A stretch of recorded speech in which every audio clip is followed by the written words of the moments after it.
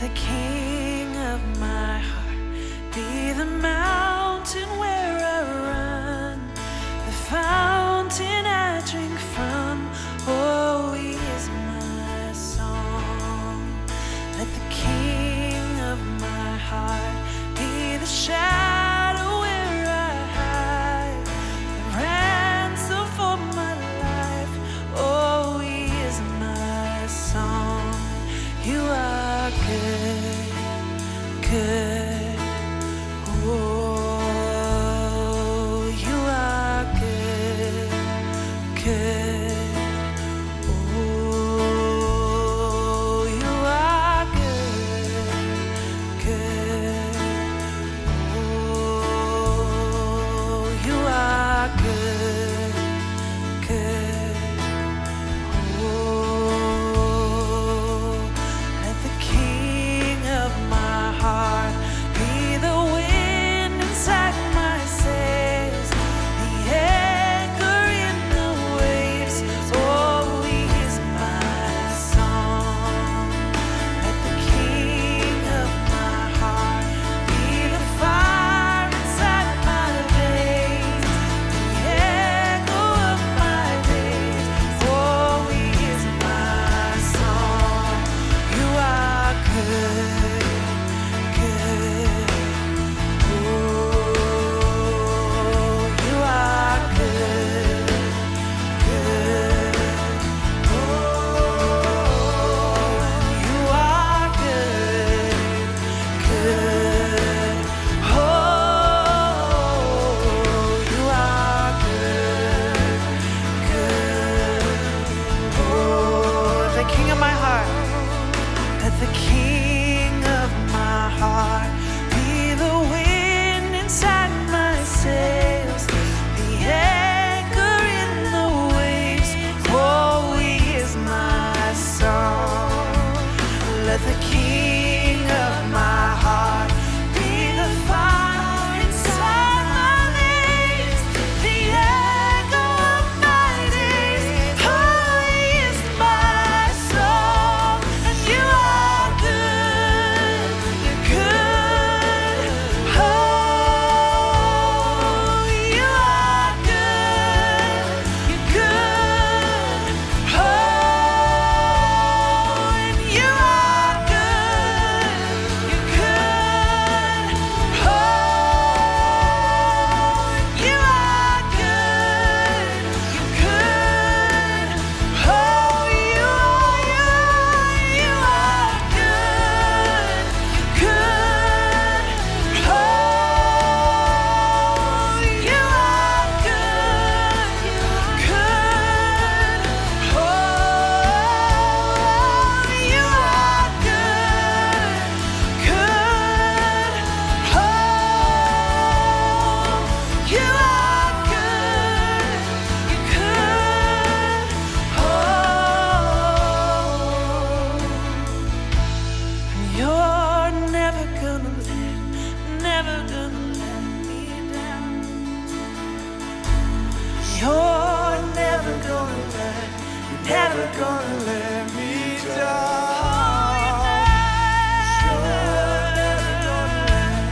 Never gonna let me down.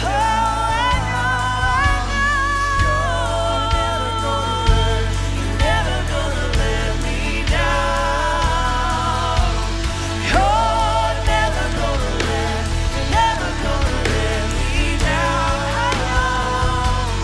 You're never gonna let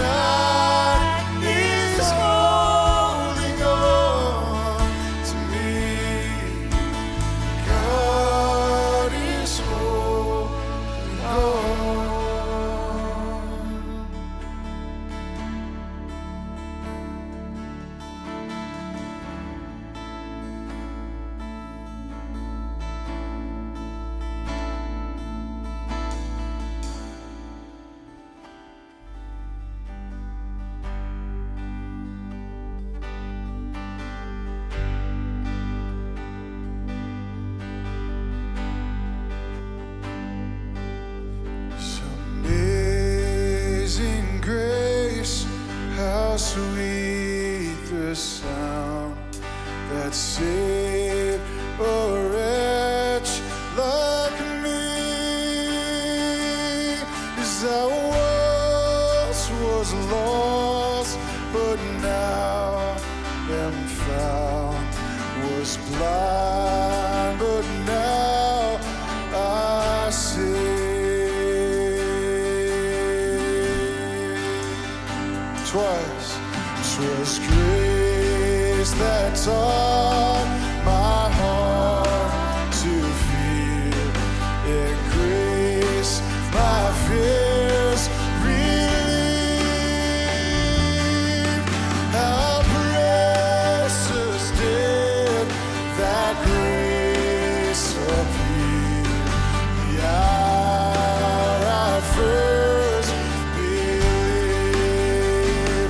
My chains are gone, I've been set free. My God, my Savior, is ransomed me. And like a flood, His mercy reigns, unending love, amazing grace.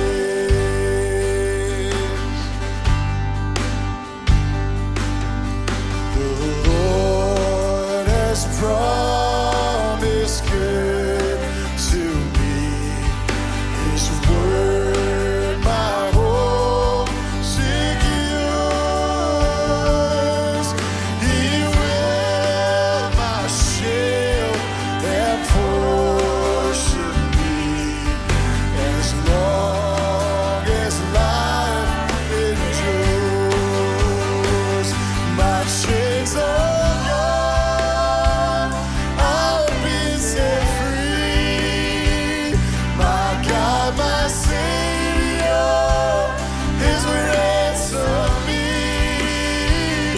And like a flood, His mercy reigns, unending love, amazing grace.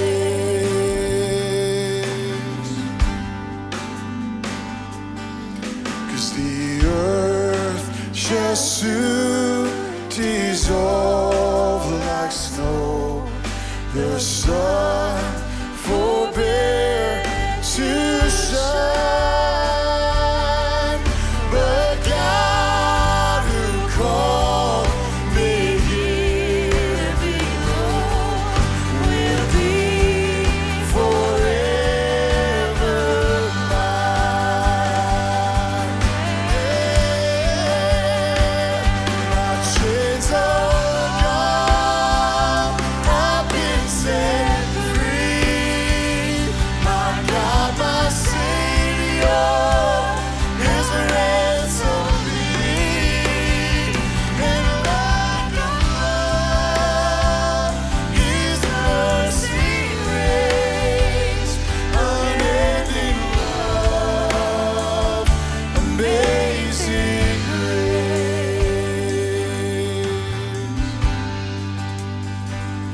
My chains are gone, I've been set free.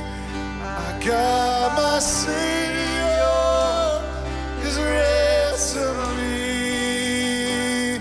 And like a flood, His mercy reigns, unending love, amazing grace, unending love, amazing grace.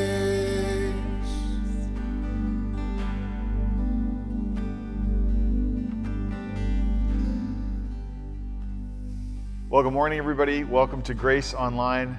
Thanks for joining us here. Hope you are well. I wanted to encourage you that if you are watching online and are thinking about visiting us in person, we'd love for you to do that. We're live here every Sunday. We've got space for you, and we'd love to meet you here at 10 o'clock. No pre-sign up or pre-registration. You just need to show up and we'll take your information at the door. As well, if you do that or are able to do that, we'd love for you to fill out a Connect card online.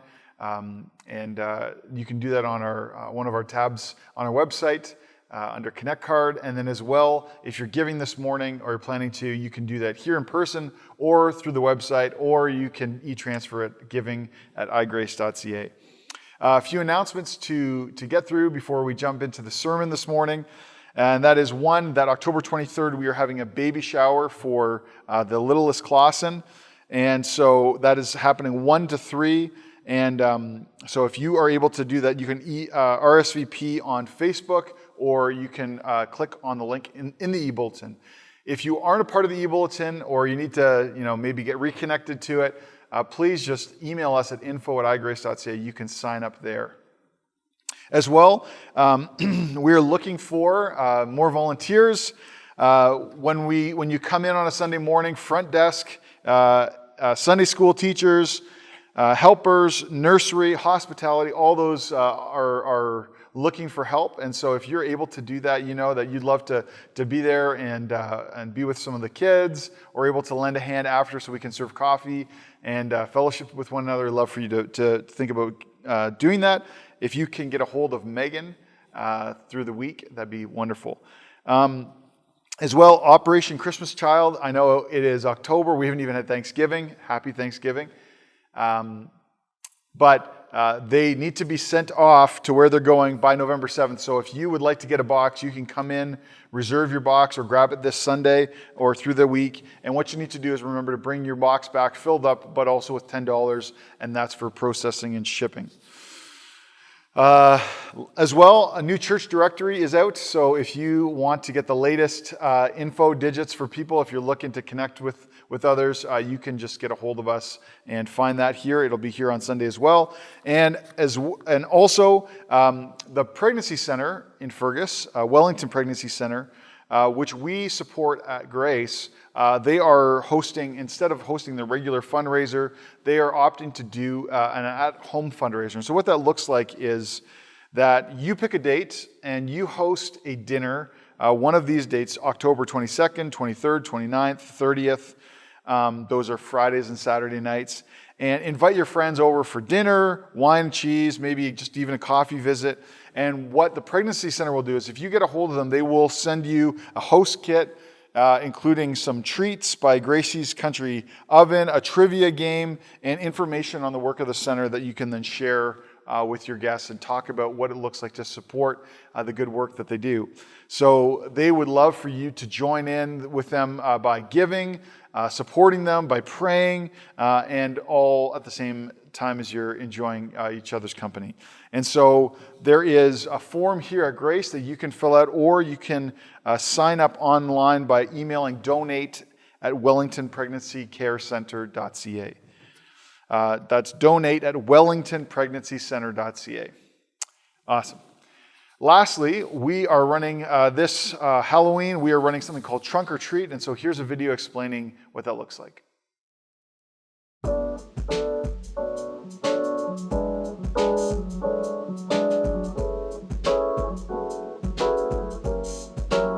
Trunk or Treat is a safe, fun, family-friendly alternative to traditional Halloween practices and trick-or-treating.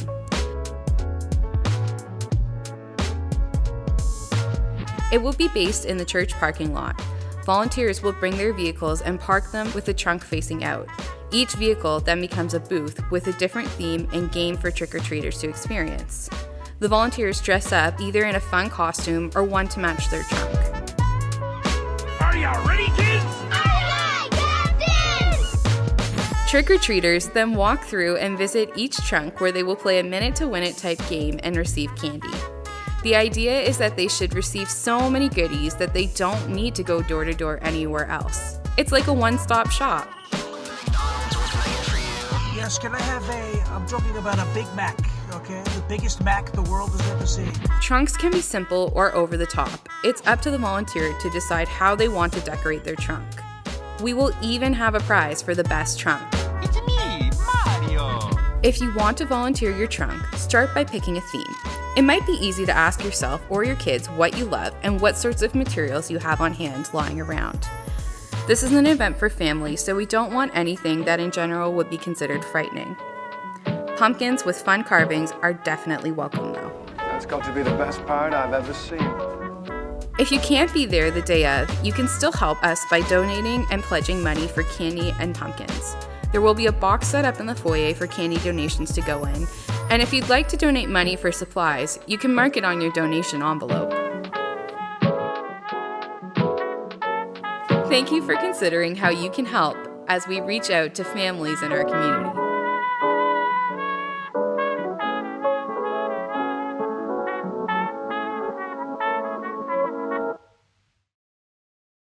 Well, I would love for you to be a part of that. And so I encourage you that if you would like to volunteer, please let us know. If you'd like to design and lead a trunk, we need more. And so we'd love for you to be a part of that by contacting us, info@igrace.ca, or getting a hold of Lindsay or myself. We'd love to connect with you about that. Awesome. Well, I want to pray and ask God to lead us this morning, to speak to us. So why don't we do that before we open up the Word together? Father, we just covet your presence. We covet your voice and your leading. We thank you that you lead us into triumphant procession, Lord. You lead us into life and into truth. And so we ask, God, as we consider your words this morning, that you would do your work, that you, Holy Spirit, that you'd surprise us, that you'd impress on us, that you would lead us into the depth of the good news that you have for us, God. So Jesus, I pray wherever we're watching this morning that you'd fill that place and you'd just impart a spirit of revelation and wisdom to us. In your name, amen. Well, we're beginning a new series this morning. So we finished off summer or autumn Psalms, and we had a great week last week celebrating Tony and Sarah, and they are officially retired now. And so what I want to do this morning is open up Philippians 1, and we're going to read 3 verse 11, and we'll jump into our new series, which is called The Promises of God. So this is Paul speaking, Philippians 1, verse 3. He says, I thank my God in all my remembrance of you, always in every prayer of mine, for you all, making my prayer with joy because of your partnership in the gospel from the first day until now.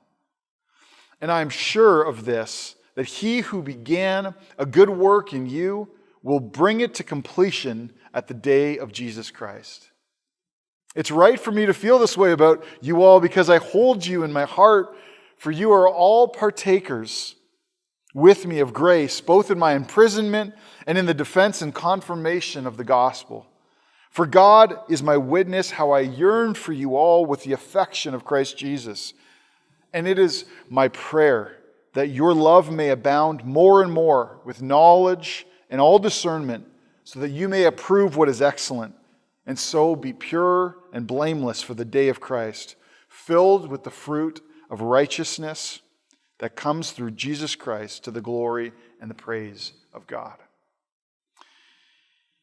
Well, 1988, an 8.2 magnitude earthquake rocked the country of Armenia, killing over 30,000 people in less than 4 minutes. What they found was thousands of structures across the country were flattened in an instant, revealing that what they later realized was an epidemic of faulty engineering that had been allowed to take place. That failure of engineering led to thousands of buildings being extremely susceptible to the tectonic shifting that happens during earthquakes. In the midst of the chaos that you can imagine took place, there was an account, or is an account, of the actions of one ordinary father that I want to share with you. So on that fateful morning in the aftermath of the earthquake, this father, like many others, rushed down to his son's school, only to discover that, like many other buildings across the country, all that remained was a shapeless mountain of rubble where the school had once stood. All around him, other parents who had come as well stood there shell-shocked, some crumpling to the ground, paralyzed at the edge of these ruins, weeping and screaming and crying out for their lost children. Yet unlike the others, that one father, upon seeing the mass of rubble in front of him, sprang into action.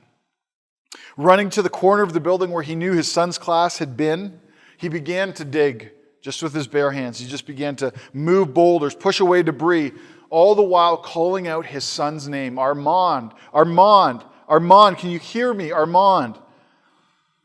As he's doing it, he's thinking in his mind, what hope do I have? What hope is there that they're still alive? What were the chances that any of the other students, including his son, could have survived such a collapse?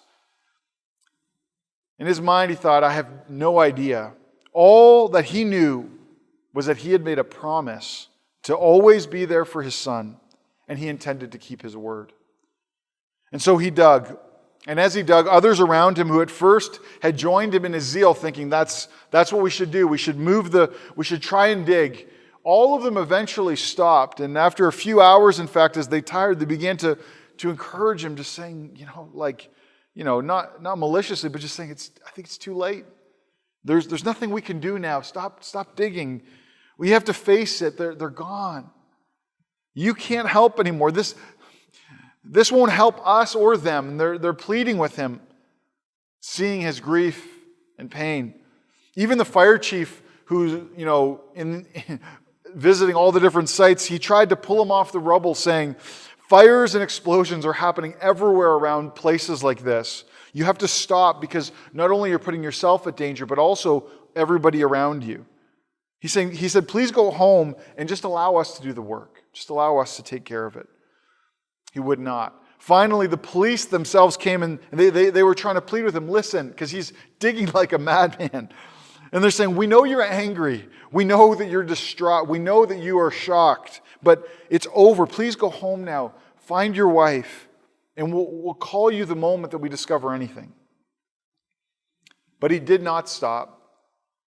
That father continued to dig 12 hours, 24 hours, 36 hours without a break by himself, ragged and worn, pulling rocks, moving debris, and calling out his son's name. And then finally, in the 38th hour, as he pulled back a boulder, he heard the faint sound of his son's voice calling out. Immediately he called back and shouted to him, saying, Armand, Armand, it's your dad. Back came excited cries of, Papa, Papa. Shocked gasps came from everybody who stood around him.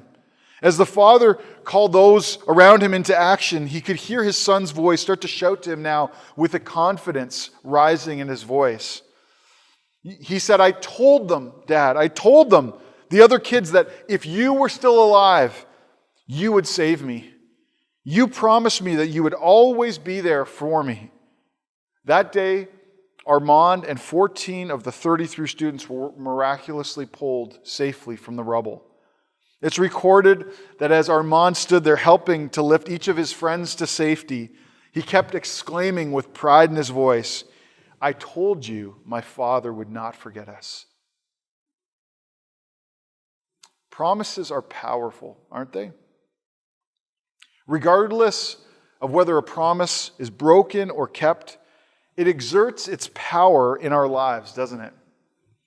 In fact, it's probably fair to say that our lives are shaped by the promises that have been made to us, and the promises that we've made to others, and the promises that we've made to ourselves. That's what shapes our lives. Think about the promises that you have made. Who, if you're listening, has felt the effects of your heart when it's disappointed or crushed by a broken promise? And then, who has felt the power of blessing that comes when a promise has been kept?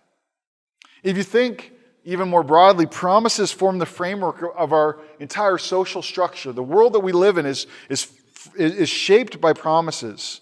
It's built upon not only promises, but the power of promise. What's the framework that upholds our justice system? It's a promise. Our promise as a society that we will punish lawbreakers. What is the power that upholds marriage relationships or the family? A promise that is given by each spouse to be faithful and loving. What is the power that upholds our economy and our business? Well, all of the promises that are agreed upon every day in the contracts that we make and the deals that we commit to.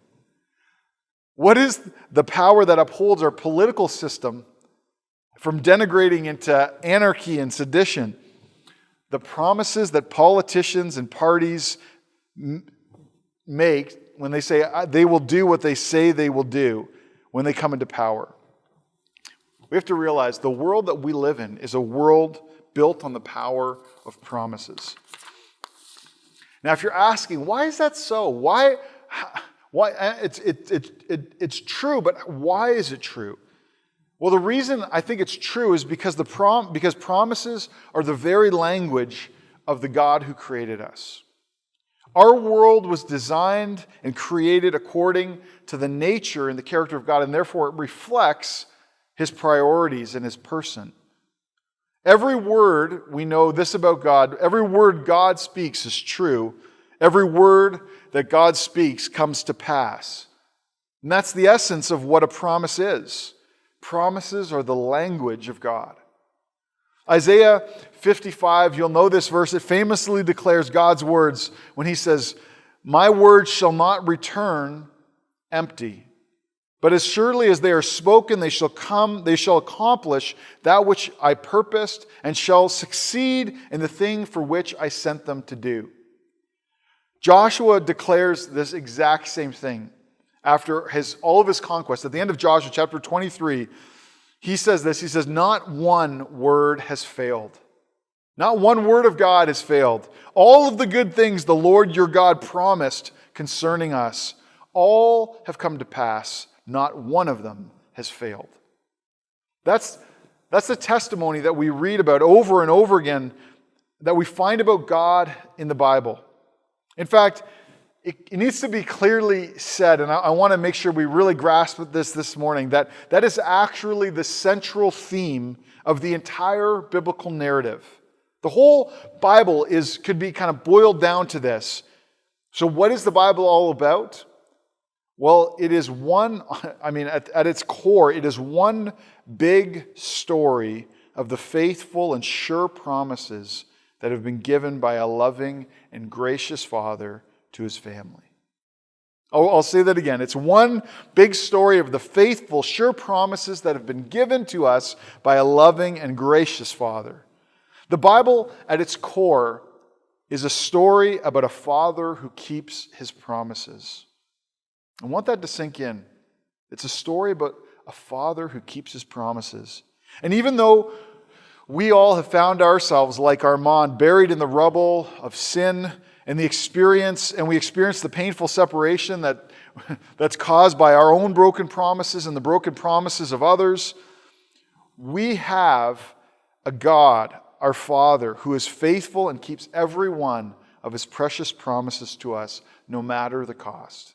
Even at the cost of His beloved Son. So I want us to realize, not only is our world, but our story is built on the promises of God. Our lives are meant to be built on the promises of God. And I just want to take that thought even about these promises even one step further, just zoom out a bit bigger, because there's this verse in Hebrews that it's explaining who Jesus is and His power and His majesty and how He's the perfect image or reflection or a perfect imprint, not reflection, but imprint of God. And it says this is talking about Jesus, it says that our job of trusting in the power of His Word isn't just about us recognizing that God's been faithful to His promises. That's, yes, He's faithful to His promises, but it wants us to understand something even more elementary than that. And I don't mean simple, I mean like initial. See, to understand God's Word and God's promises, we need to go back to the beginning.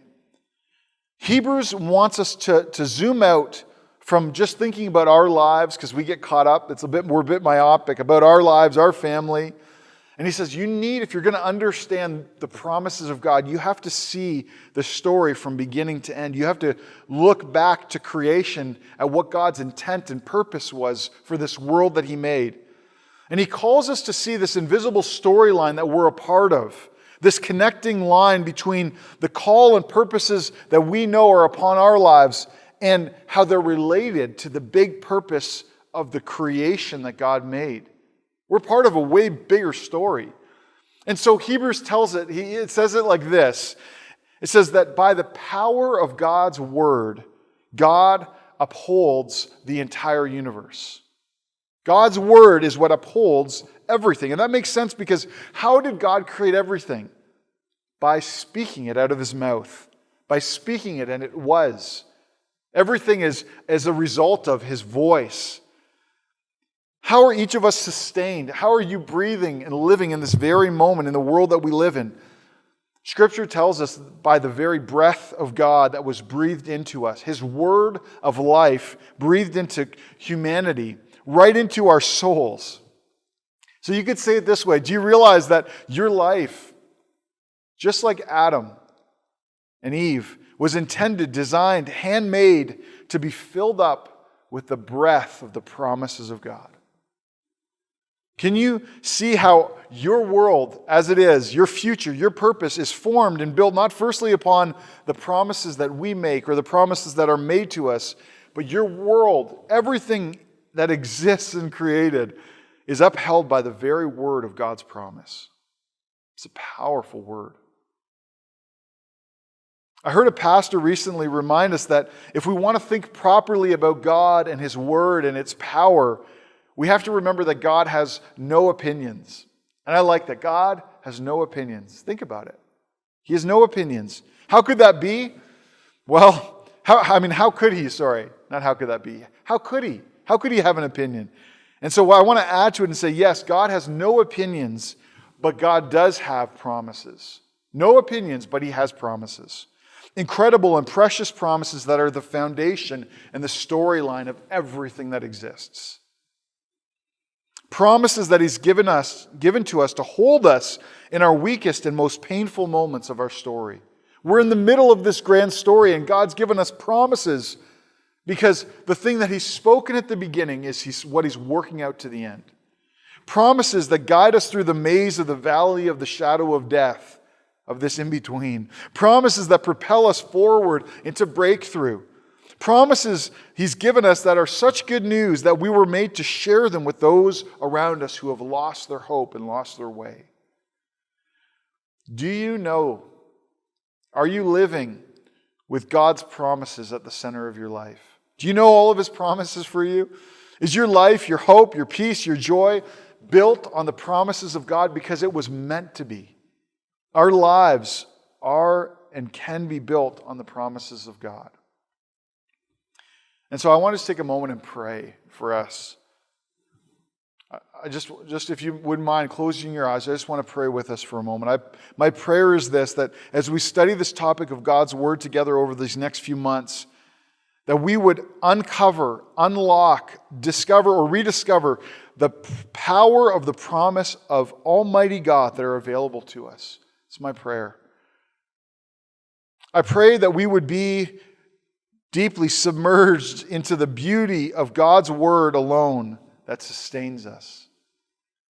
That we would be reintroduced to the life-changing reality that behind all and through all and in all, there is a Father who loves us and keeps his promises. I pray, Father, that you would reveal your gracious love to us. I pray that there would be a fresh confidence that's built within us, a security that's established within us. I pray that we'd see the heart of the Father, that we'd hear his voice declaring and reminding us of his promises. My prayer is that we would be like Armand, whose faith was not rewarded because of the force of his will. He could do nothing under the rubble, but it was rewarded because it was invested in and awake to the unshakable truth of his Father's promise to him. It's what our lives are meant to be.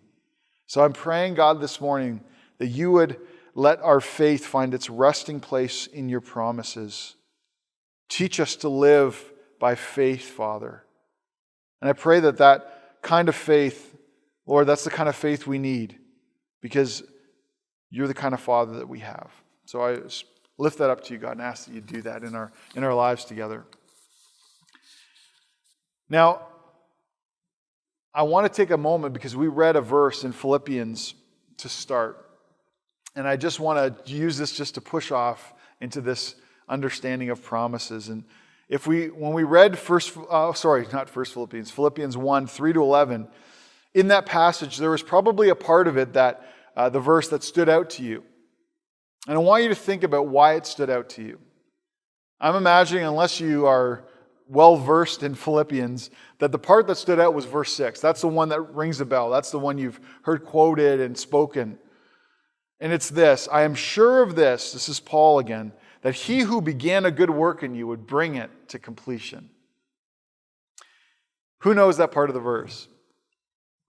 Who's been encouraged? Have you been encouraged by that verse before in the middle of a trial?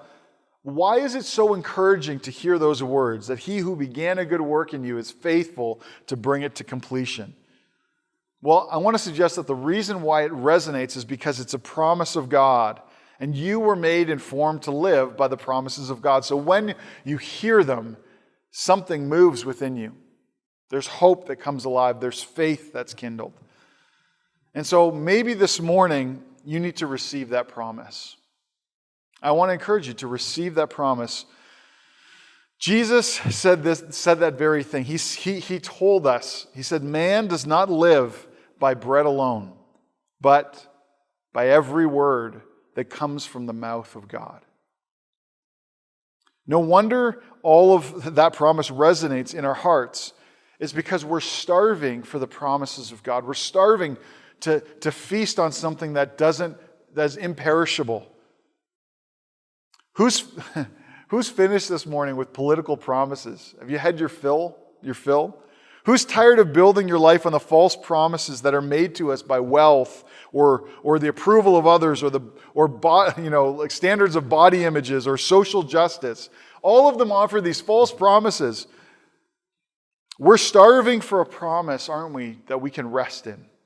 Starving for one word in this life that's really true. So my question is, do you really believe this morning?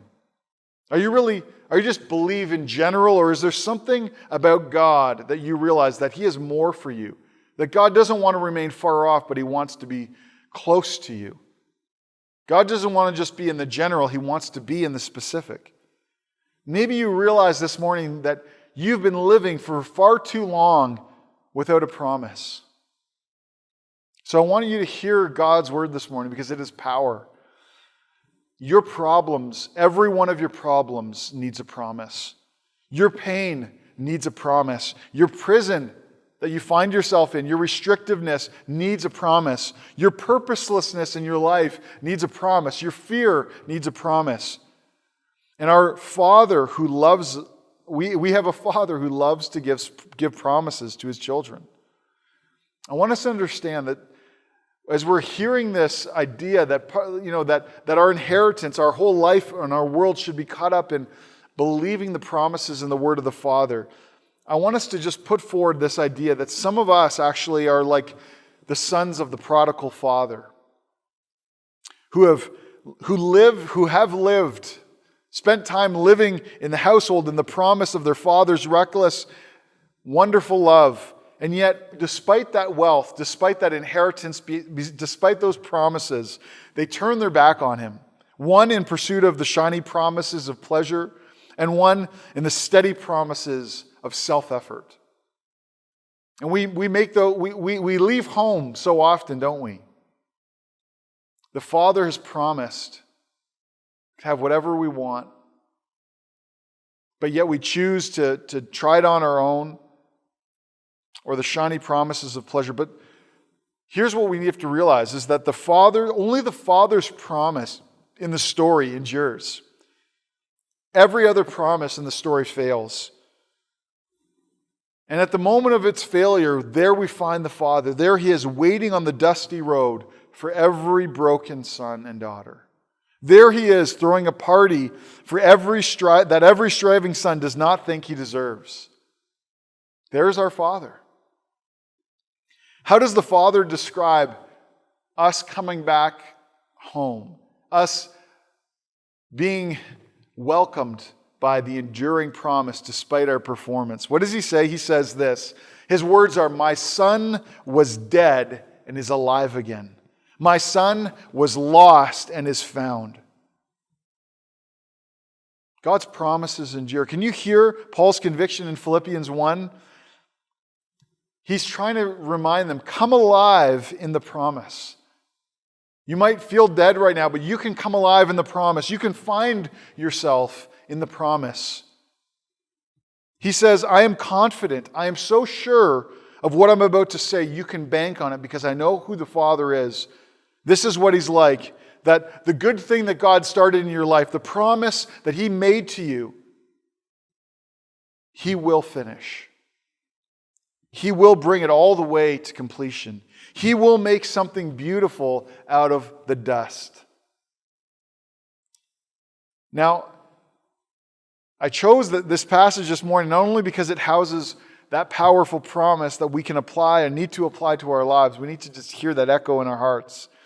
But it shows us that there's a necessary and important context by which we are to receive God's promises within.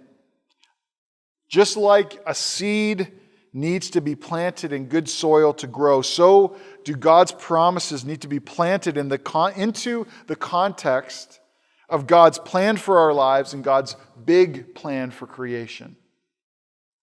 You can't, this is what we got to be careful when we're talking about the promises of God, is we can't just cherry pick the promises that we want or pull it out of context. The quickest way to warp, and maybe we're guilty of this, I don't know this morning, but the quickest way to warp or twist or be disappointed by one of God's precious promises in our lives is to try and receive it in the context of our own plans and our own desires and not His. In that place, it never grows or bears fruit, does it?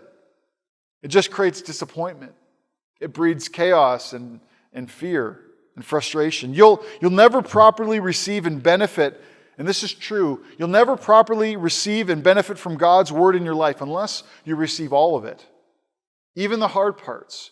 You have to receive it all. You have to surrender everything in order to receive Jesus' life.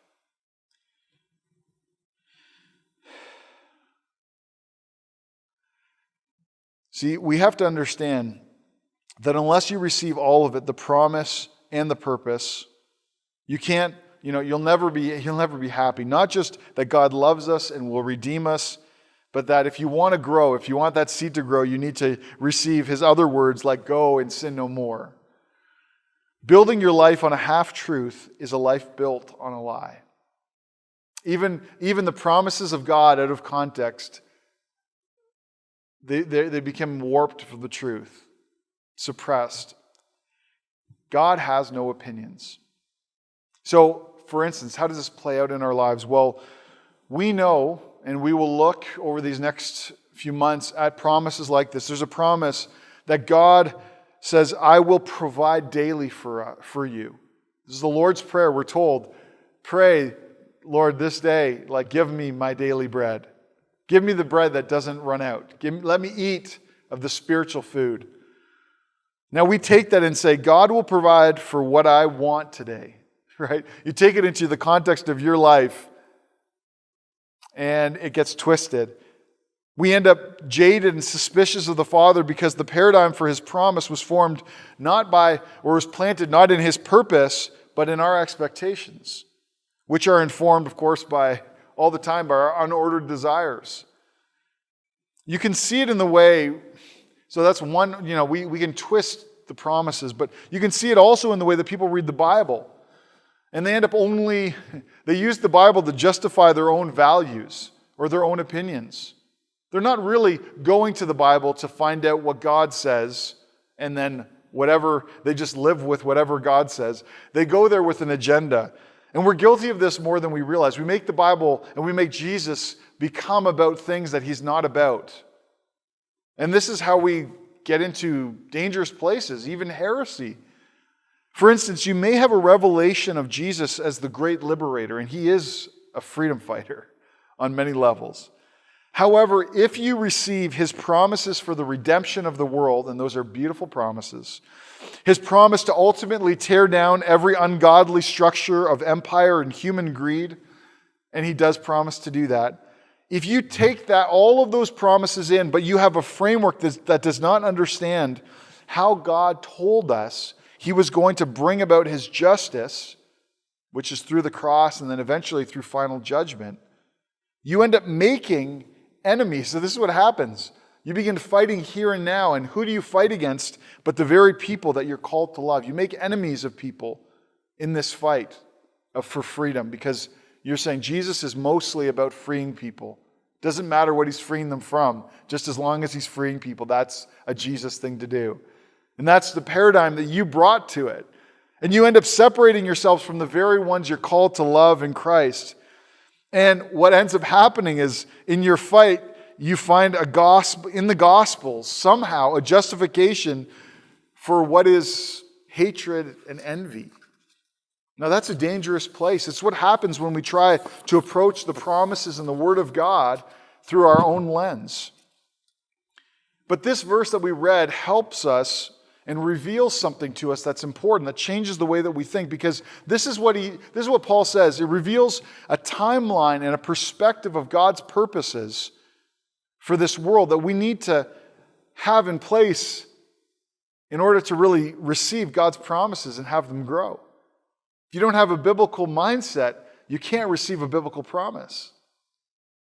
And this is what he says. He says, I'm sure of this, and I truncated this verse earlier because I wanted to make this point, because I think we do this. We read the passage and we think it says, I'm sure of this, that he who began a work in you will bring it to completion. It exists somewhere. That's a promise.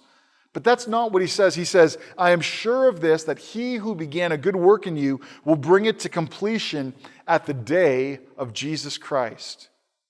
Well, what does he mean, the day of Jesus Christ? Well, it's a reference in Paul to the day that Jesus returns, which is the day when he'll come back and judge the righteous and the unrighteous, and then recreate or renew the world, right? Bring us resurrection bodies.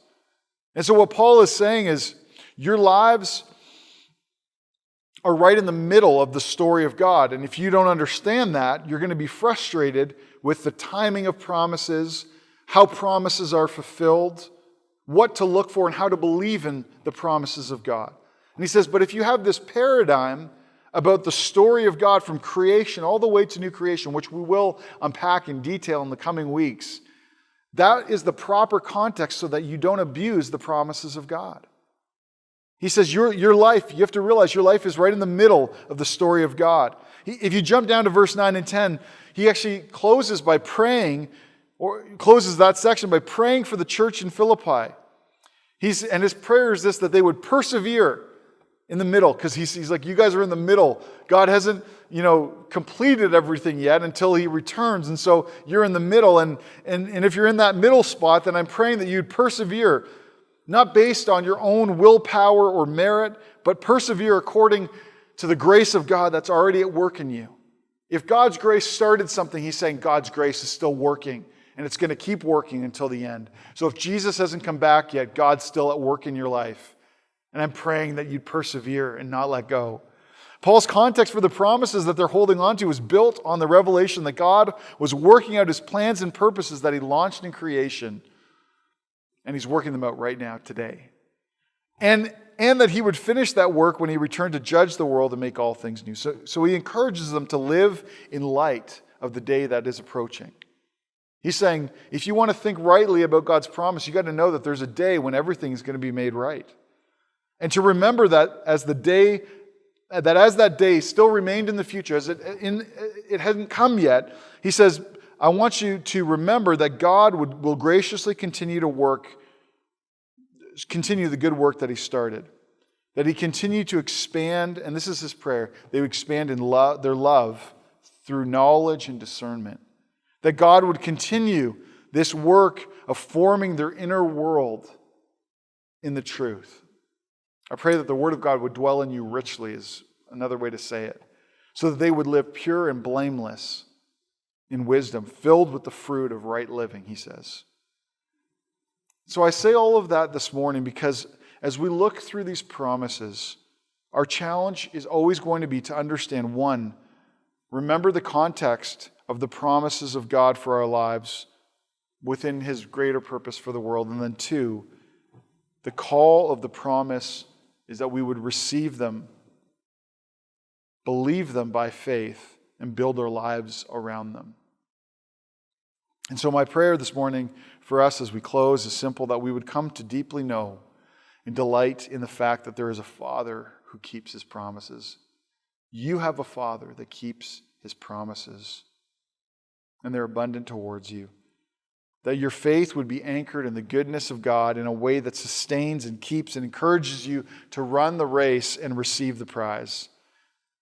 And so I just want to close by just jumping down and reading verses 18 to 26 in Philippians, because it's Paul's confession from prison that he's standing alive and awake to God's promises, even in the midst of his trial. I mean, he's in prison. And he's just saying, I'm alive to what God's doing, and I'm believing not only for myself, but for you also. Listen to his words, and maybe we can just close this as a prayer. He says, yes, I will, and I will rejoice. I will be filled with joy, for I know that through your prayers and through the help of the Spirit of Jesus Christ, this will turn out for my deliverance. As it is my eager expectation and hope that I will not at all be ashamed, but that with full courage now, as always, Christ will be honored in my body, whether by life or by death.